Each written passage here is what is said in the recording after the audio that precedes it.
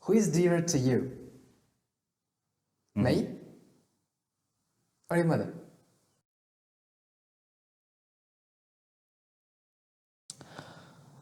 So today we're filming an interview with Professor Sardor.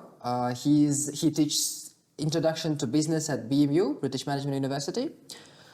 Good afternoon, sir. Hi, hello.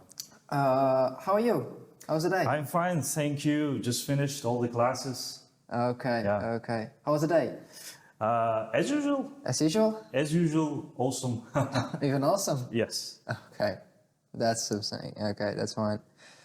So, just to warm up, could you give some background information and details about your background in the business world?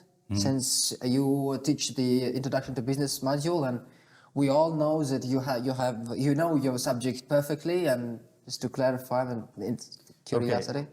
So, I have bachelor's degrees in banking finance and 2 master's degrees. One is in teaching and second is in business analytics. So I started my career in Uzbekistan Airways. I worked in finance and commercial department in this company. And then I decided to be a teacher. I taught in several universities here in Uzbekistan and finally joined the BMU. And now I'm here. How long have you been with the BMU? So since 2020, so almost 4 years. 2020, 4 years. So from the beginning of the university Yes, itself. yeah, I was here when BMU opened. Okay, okay. And what are the brightest memories related to the British Management University itself? So in the beginning, it was a very ambitious, it seemed a very ambitious project, and I'm happily joined the team and people who were here, colleagues, fellow students. At that time, it was challenging because it was a COVID year, and so now looking at that times, I understand that we overcame all of these problems with online classes, and now BMU is became a much bigger institution. And it's always a joy when you see a place where you work gradually growing and progressing. So we have now a beautiful campus. New students come with and every student is unique. Every intake is unique. So seeing year by year changing trends, it's always a joy. Okay, wonderful, good to hear. So any particular memory, story to tell about the British Management University before we come? And all of us are freshman students here, and we just joined the university itself. And I'm sure that some great stories happened in the previous campus and before we come. Greatest stories. If you guys happen to see, our previous campus was quite small. That wasn't it. And I would tell you one very funny story, happened during the classes. You know, we always had a shortage of rooms. And there was a funny situation happened, your elderly fellows, they like to join other classes. My morning classes were quite popular, and people from evening classes, they said, Mr. Sardor, can I join the early classes? And there was one day when in the morning class, I had so many students that there were no space. You know, some students were bringing chairs and it was overcrowded. But my evening class, nobody came. So I had to sit there to wait the students for 30 minutes, and then I canceled the class. So nobody came. And after that, administration decided to stop these things, and students, they made students to come on their own time. Okay. Yeah. Okay, good to hear. So in this campus, we have very, very much many of those classes. So I suppose we're not gonna face the same problem. Yes, nowadays, yeah, if you compare the number of students and the size of campus, yeah, of course. That's way bigger. That's Yeah. way bigger than the previous one. Okay, the next question would be: just imagine if you could go back in time and meet yourself at the age of 18. Okay. What advices would you give to Mr. Sardor Pulatov at 18 years old? Probably typical advices will be not to waste time a lot, because at that age you are enjoying life, and when you are 18 you think that you have a lot of time, and you have let's say a whole life ahead. But since you reach 30, then you start thinking that time is flying so fast, and you have to manage a lot of things. So probably I would advise to be more disciplined. At that age, I like to sleep a lot, and I didn't get on time. So always like wasted my time a lot. Like it's a procrastination. Procrastination. So I couldn't say I was a very good student at that time, yeah. But probably I would say, hey, buddy, like let's study. So because at some point later you understand that these things you should learn at university, you will anyways learn, because life will make you to learn. You will again return and then learn. So it's better to learn earlier rather than later. So, but the rest of the things, I wouldn't change a lot of things probably, because like I think that period was okay for me.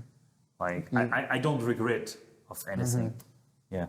So you are who you are because all that thing happened. Yes. I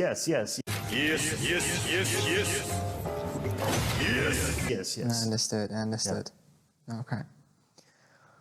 So the next question would be: if you could become a celebrity for one day, who would it be, and what would you do? How would you spend that day? Oh, a celebrity? That's an interesting question. Probably I would be a footballer. Footballer. I wouldn't name particular footballers, because, like, probably a footballer of a top club. They earn a lot of money and enjoy their life. Because you see, like, how to say? Yeah, of course, becoming a footballer is not easy. You have to train a lot. It's a lot of physical intensity there.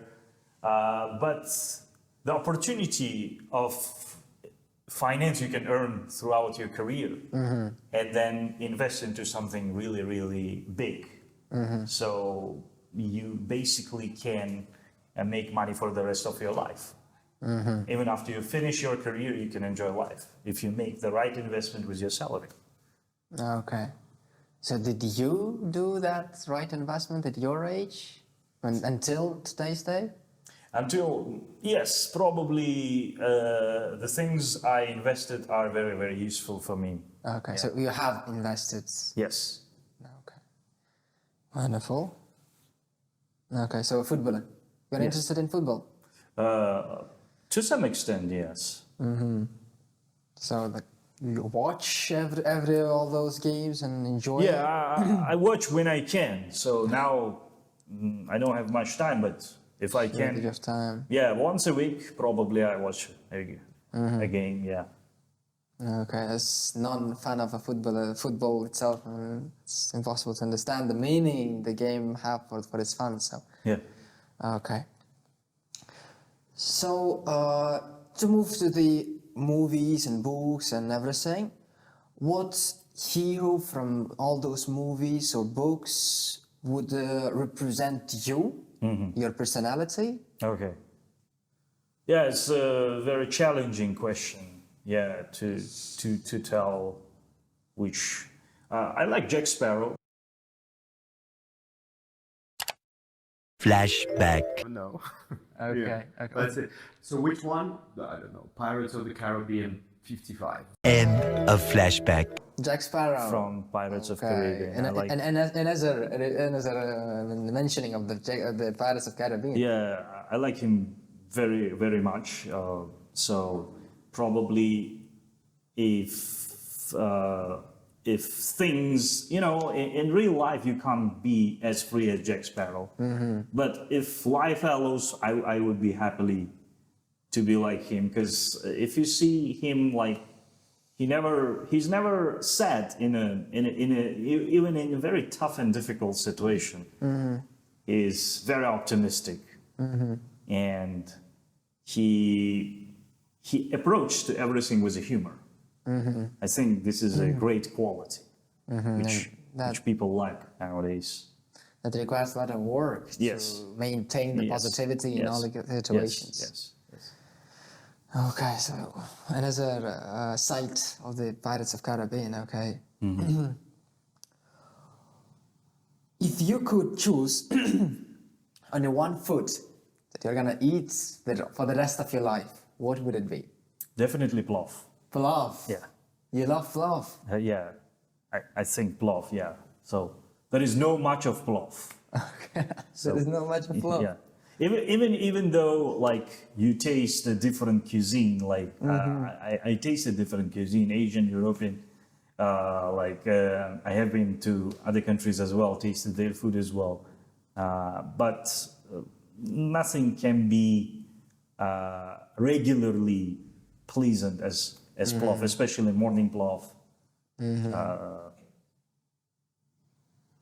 Okay. So plov. Yeah. Okay. So if we make a list of your favorites, let's say not like one food for the rest of your life, like a list of top three foods, what would that be? So if we exclude plov, Yes. so probably sushi. Sushi. Yes. And any seafood, like Okay. with fish, and probably shashlik. Shashlik. Yeah. Okay, yeah. I like a taste. I like a taste. Okay. So if you have an ability of reading other people's mind, would you prefer to have it or reject it? Ability to read people's minds. Yes, students are sitting in this. You understand what they're thinking of. Yeah.